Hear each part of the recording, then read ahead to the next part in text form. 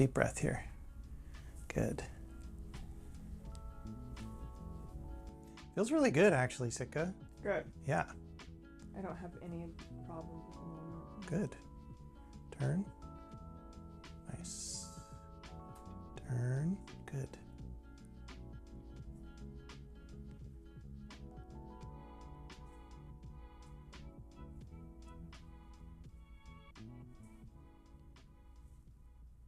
Easy. Great. So your headaches tend to be on the left side, as I recall. Yeah, tend to be, yes. Okay. So Although you know, when I do have a headache, it's really kind of generalized. It's more just like the whole region. Whole head. Yeah. Okay. So it radiates everywhere. It's not just usually one side. But when you come in a headache, I usually find most of the issues on the left side, especially the left upper. Right. Right in there. Okay. That's my problem. Yeah, good. So today it actually feels pretty good. You're not having headache. It's been a while since you've had one. Mm-hmm. So we get to work on more of the underlying pattern because it's not in an acute state. Mm-hmm. But we definitely want to be really careful not to aggravate, right? Right. We don't want to do so much work that we initiate your headache because you've got stuff to do. Right. So I'm going to start by getting a general sense of everything from like T4 all the way up. Mm-hmm. Yeah. You like the traction? I do. Mm-hmm. Good.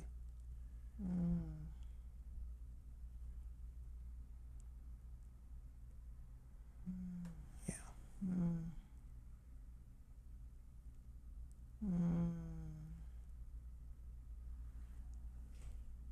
Have we ever done jaw work?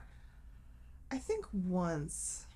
It's been a while. Yeah. I definitely have a feeling that my cervical vertebrae issue and headaches is related to my jaw. Yeah.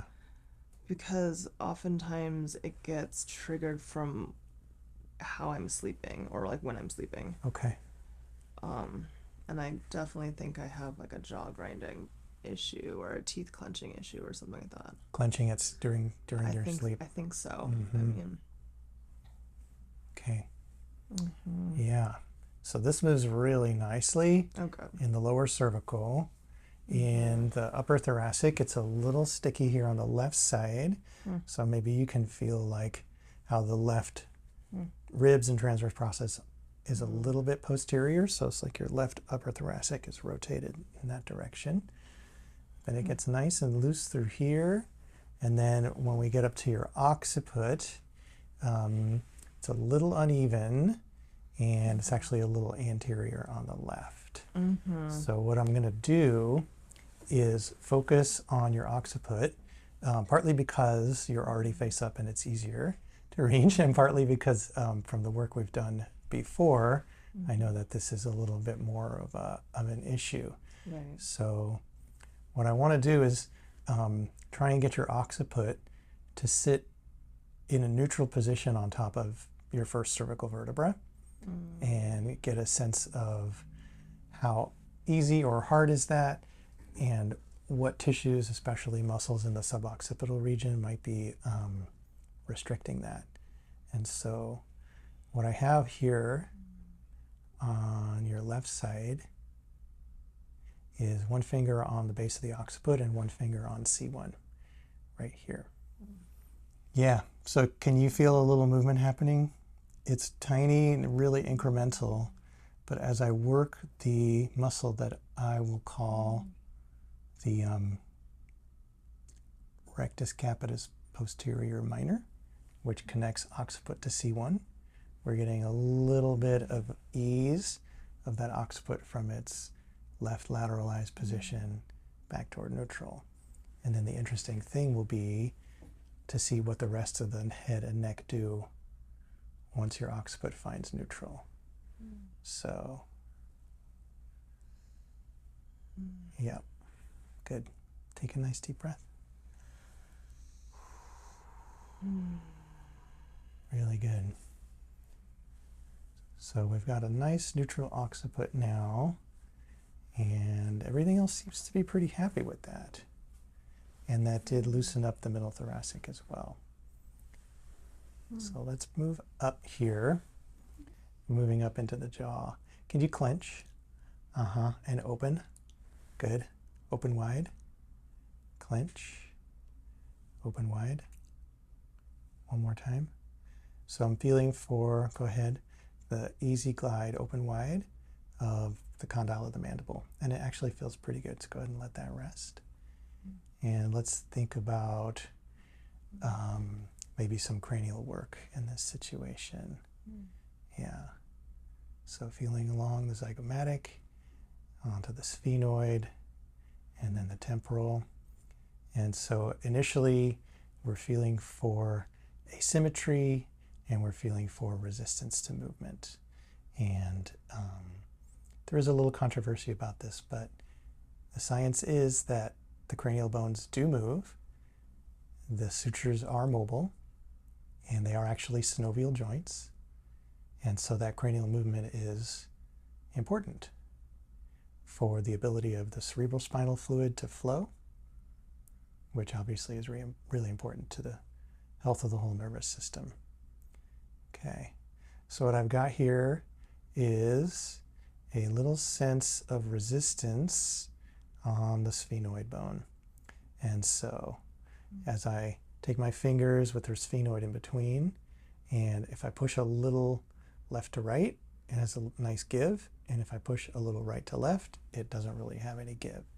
So that could be coming from the fascia outside the skull, between the skull and the skin, or it could be restriction in the fascia inside, the dura mater particularly. And so what we're going to do is a really gentle kind of incremental thing like we just did with the occiput, and see if we can't induce a little gentle movement. So again, the key here is gentle, because she is currently asymptomatic and we don't want to induce any issues. Yeah, so as I gently push with my right thumb on her right sphenoid, it opens up a little bit on the left. Yeah, so we're just going to follow that. So my left thumb is lifting up toward the crown of her head, as my right thumb is really gently applying pressure on the right wing of the sphenoid. Does that feel okay, Sitka? Okay, good. Nice deep breath here. And let it out. Beautiful. Okay. So we're going to bring that sense up into the parietals here. And the main thing that we need from the parietal bones is the ability to expand and also to lift. A lot of times when the parietals are stuck, they get stuck descended, and we want to see if they're in that position. So it's a really, really, really gentle kind of a hook onto this ridge right above the temporal bone, and a lift on both sides up towards the crown of the head. And again, feeling for left-right differentials in the amount of resistance in there.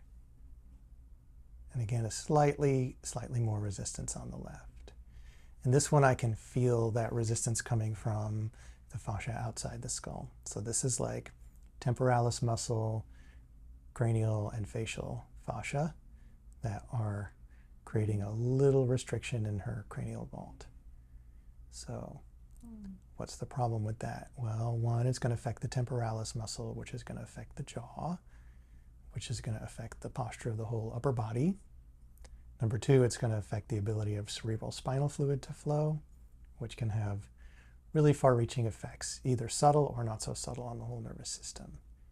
And most of the time, people are not aware of these restrictions the way that we are, say, like when our shoulder doesn't move or our knee feels stuck.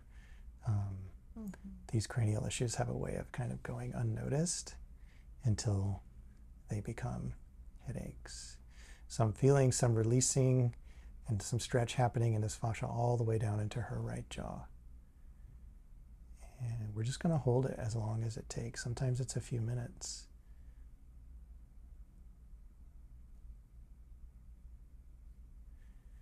And we can't rush it. It's like, you know, the fascia has elastic properties, but it also has viscous properties. So it can flow and deform, kind of like honey, but it just takes time and you can't rush it. If you try to work too fast on this fascia, you're going to engage its elastic properties and it's just going to bounce back. It's not going to deform.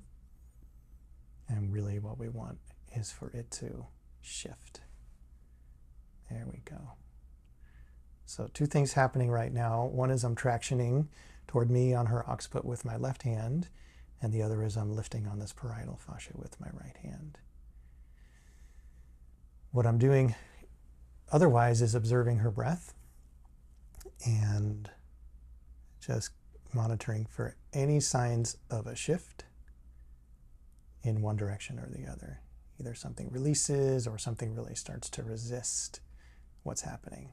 And so when there is resistance in the patient's body to what's happening, a lot of times that just tells me we need to attend to that space as well. So having gotten her occiput shifted and done a little cranial work, can you open real wide again? Okay, now what I'm feeling is this right jaw a little bit stuck. Open. Good. So we're going to do a little jaw work, okay? So I'm going to explain what's going to happen. Okay. So you're going to open your mouth. My pointer finger goes between your cheek and your teeth, right there, okay? And then you bring your teeth really gently together. Okay, good. So I'm here, and I'm going to palpate right up into the jaw joint, right there. Okay. So I want you to give me a little clench, a little more. Yeah, and then relax. So that helps me really locate those clenching muscles. And I'm going to palpate the origin of the masseter right along the zygomatic process right there. Good. Keep breathing. Good. Yeah. So now simultaneously I've got a little bit of a lift on the left frontal and a little bit of an inferior traction on that masseter. I'm going to open up this right side.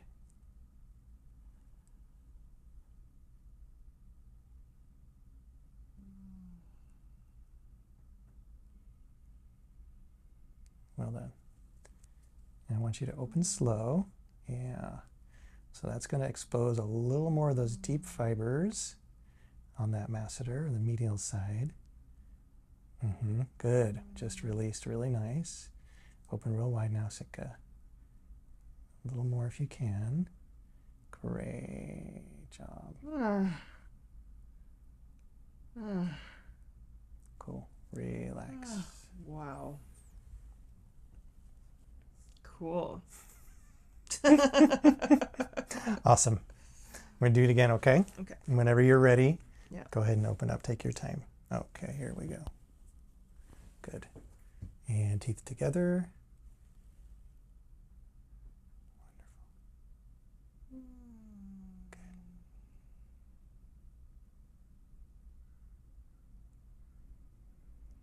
Much smoother that time. Open. Good. A little more if you can. I'm going to get way up in there. So with the tip of my index finger, I'm really tractioning your masseter right there. Good. Yeah, it's nice. And relax. Wow. Well done. Wow.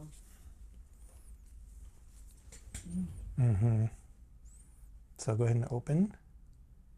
Wonderful. Good. Yeah. Feels good. Occiput's nice. Nice symmetrical resistance and yielding. The temporal parietal sphenoid. You're going to feel the frontal bone now.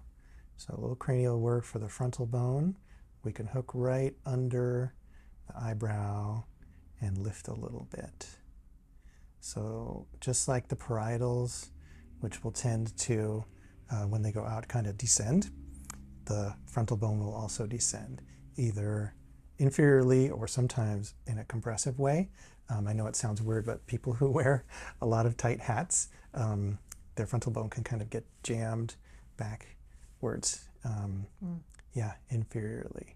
So we just want to make sure that it has that flexibility and adaptability to move. Yours feels pretty good.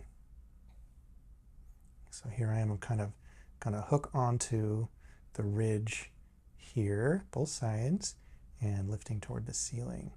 That feels like a nice stretch to all that parietal fascia. It feels symmetrical, but it feels symmetrically tight. So I'm gonna hold that. You can see the skin on her forehead getting moving a little bit. So I am not pushing with enough pressure to move the bone. This is the scalp fascia. Okay, a little more pressure now, like this, and I'm on the bone. And so when I lift her frontal bone toward the ceiling, the stretch and the mobilization is happening more intracranial around the dura mater. So again, I know this is a little controversial. We're taught in anatomy that these bones don't move, but that's not correct. And I'll link in the video description to the research about cranial bone mobility and the structure of the cranial sutures. They do move. There you go. What we're going to do next, Sitka, is just some brief jaw work on the left side, so that we're not leaving you in an unbalanced situation. Head down. Good. And teeth together. So my finger is always outside the teeth, so I'm not worried about getting bit. I want your teeth ever so slightly apart. So that's kind of the neutral position of the jaw. And if you give me a gentle clench, I can get my landmark of the main belly of the masseter. Go ahead and let that relax. And so here we're going to palpate, sweeping the underside of the zygomatic. So my left index finger has got a gentle pressure up against the inferior side of the zygomatic arch. And my left thumb is providing just a little bit of counter pressure inward. Yes. Nice.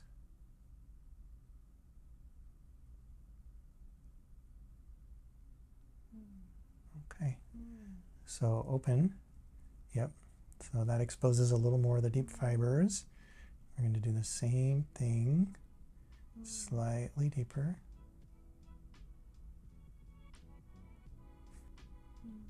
And if you can, open all the way. Good. Close. Open all the way. Great. Ooh. Take a break. Ooh. That is so intense. Yep. Good. Yeah, that feels good. Opened up your whole upper body.